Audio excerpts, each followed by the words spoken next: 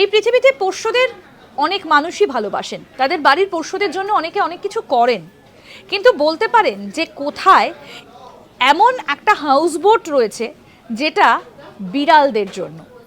মানে সোজা কথায় বলতে গেলে কোন দেশে বিড়ালদের জন্য হাউসবোট রয়েছে?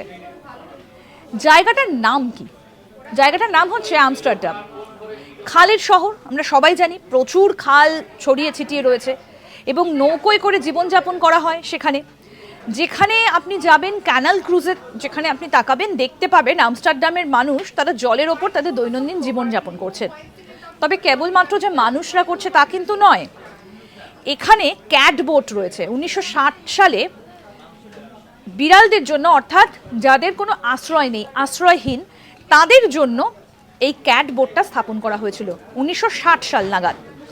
আপনি যদি এর কাছাকাছি না থাকেন বা ধরুন এই ক্যাট বোটের কাছে আপনি নেই, অর্থাৎ আমস্টারডামের বাসিন্দারা, তারা কিন্তু দূর থেকে এসেও এই হাউস বোটে বিড়ালকে রেখে যেতে পারেন।